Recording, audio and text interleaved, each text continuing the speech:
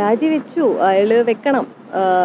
To late ആണ്. ഇതിനു മുന്നേ അയാളെ എടുത്ത് പുറത്തെറിയേണ്ട കേസാണെന്നാണ് എനിക്ക് ഫീൽ ചെയ്യുന്നത്. ഇതൊക്കെ ഭയങ്കര ടു ലേറ്റ് ആണ്. ഇതെന്നെ ഒരു കൈൻഡ് ഓഫ് ടാക്ടിക്സ് ആണെന്ന് ഞാൻ സ്ട്രിക്ട്ലി ബിലീവ് ചെയ്യുന്നുണ്ട്. അദ്ദേഹത്തിൻ്റെ ഒരു റെഗുലർ ഡ്രാമ ഉണ്ടല്ലോ, ലൈക്ക് ഒരു സിമ്പത്തി എമ്പത്തി ഒക്കെ പിടിച്ചു പറ്റാനുള്ളൊരു സാധനം. ആളുകളുടെ മുമ്പേ ഭയങ്കര നല്ല മനുഷ്യനാണെന്നും ഭയങ്കര എന്താ പറയുക നന്മയുടെ നിറകുടമാണെന്നൊക്കെ കാണിക്കാനുള്ളൊരു വളരെ സാധാരണ ഒരു നിഷ്കളങ്കനാണെന്ന് കാണിക്കാനുള്ള കുറേ ശ്രമങ്ങളുണ്ട്. അതിൻ്റെയും കൂടെ എലമെൻ്റ് ഇതിനകത്ത് നന്നായിട്ട് കാണാൻ പറ്റുന്നുണ്ട്. എനിക്ക് പേഴ്സണലി വിസിബിൾ ആവുന്നുണ്ട്, എന്നെ പോലെ പല സർവൈവേഴ്സിനും വിസിബിൾ ആവുന്നുണ്ട്. പക്ഷേ രാജിവെക്കുന്ന ഹി ടോട്ടലി ഡിസേർവ് ഇറ്റ്. അയാളെ രാജ്യം മാത്രമല്ല എന്താണ് അയാളെ ഒരു ഫിലിം ഇൻഡസ്ട്രിയിൽ നിന്ന് തന്നെ ബാൻ ചെയ്യണം. കാര്യം നമ്മളെപ്പോലുള്ള 100,000 സർവൈവേഴ്സിൻ്റെ ഡ്രീമിൽ ചവിട്ടി കയറി നിന്ന് ഉണ്ടാക്കിയ പദവിയാണ് ഇന്ന്. അപ്പം അങ്ങനെയുള്ള ആളുകൾക്ക് ഇവിടെ സ്പേസ് കൊടുക്കുന്ന ആളുകളെയും കൂടെ നമ്മൾ ഇവിടെ കൺസിഡർ ചെയ്യണം. കാര്യം ഇങ്ങനെയുള്ള ആളുകളെ സ്പേസ് കൊടുക്കുകയും മറ്റ് കഴിവും ഇതുമായിട്ട് ബന്ധപ്പെട്ട് വന്ന ആളുകളെടുത്ത് പുറത്ത് ചവിട്ടി കളയുകയും ചെയ്യുന്നതൊക്കെ ഭയങ്കര കോൺട്രഡിക്ടറി ആയിട്ടുള്ള കാര്യങ്ങളാണ്.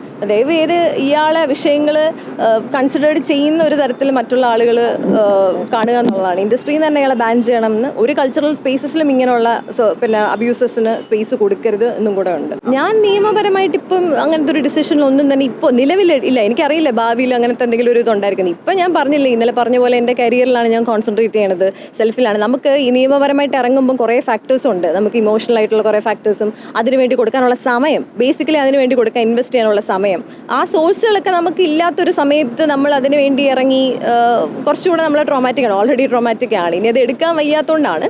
അപ്പം അങ്ങനെ എന്തെങ്കിലും ഭാവിയിൽ ഒരു അഷുറൻസ് ഗവൺമെൻറ്റിൻ്റെ ഭാഗത്തുനിന്ന് ഒരു റേ ഓഫ് ഹോപ്പ് തോന്നിക്കഴിഞ്ഞാൽ, ഒരു ഹോപ്പ് എനിക്ക് എവിടെയെങ്കിലും തോന്നിക്കഴിഞ്ഞാൽ, ഞാൻ ഇറങ്ങിക്കഴിഞ്ഞാൽ എൻ്റെ സമാധാനം, പ്രധാനമായി എൻ്റെ സമാധാനവും എൻ്റെ തൊഴിലും എൻ്റെ സ്വപ്നങ്ങളും സെക്യൂരിറ്റി ഉണ്ടാവും എന്നുള്ളൊരു സാധനം, കംഫർട്ട് ഉണ്ടാവും എന്നുള്ളൊരു അഷുറൻസ് എനിക്ക് ഗവൺമെൻറ്റിൻ്റെ ഭാഗത്തും അല്ലെങ്കിൽ വേറെ ഈ പറയുന്ന പല സിസ്റ്റത്തിൻ്റെ ഭാഗത്തുനിന്ന് എനിക്ക് ഉണ്ടാവുകയാണെങ്കിൽ ഡെഫിനറ്റ്ലി ഐ വിൽ ഞാൻ എന്തിന് ഇറങ്ങാണ്ടിരിക്കണം എന്നുള്ളതാണ്.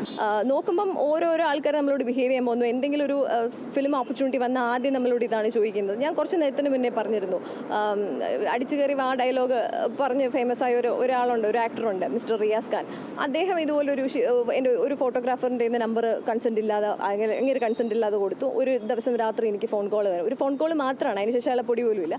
ഒരു ഫോൺ കോൾ വന്നിട്ട് ഇയാൾ വൃത്തികേടിങ്ങനെ അഴിച്ചുവിടുകയാണ്. ലൈക്ക് നിങ്ങൾക്ക് പിന്നെ സെക്സ് ചെയ്യാൻ ഇഷ്ടമാണോ, നിങ്ങൾക്ക് എന്ത് പൊസിഷനാണ് നിങ്ങളുടെ ഫേവറേറ്റ്, ഇങ്ങനെയൊക്കെയാണ് അയാൾ ചോദിക്കുന്നത്. എനിക്ക് സത്യം പറഞ്ഞാൽ എന്ത് റെസ്പോൺസ് ചെയ്യണമെന്നല്ല, മേ ബി ചോദിക്കാം, ഫോൺ വെച്ചിട്ട് പോയാൽ പോരെ.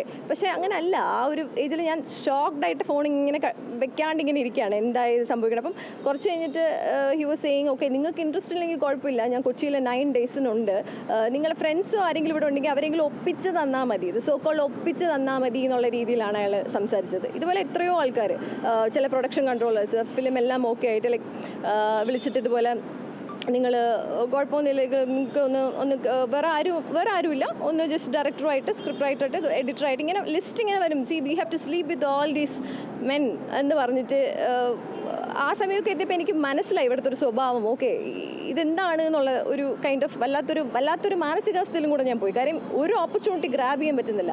നമ്മളൊരു ഓഡിഷൻ എടുക്കുന്നു, നമ്മളെ ടാലൻറ്റ് കാണുന്നു, ഈ ക്യാരക്ടറുമായിട്ട് അവർ സിമിലർ ഓക്കെ മാച്ചാണ്, അവർ സെലക്ട് ആവുന്നു. അതിനുശേഷം അവർ നമ്മൾ വെക്കുന്ന ഡിമാൻഡുകളും അല്ലെങ്കിൽ അതിന് മുന്നേ നമ്മൾ വെക്കുന്ന ഡിമാൻഡുകളും ഒക്കെ നോൺസെൻസ് അല്ലേ ഇതെല്ലാം.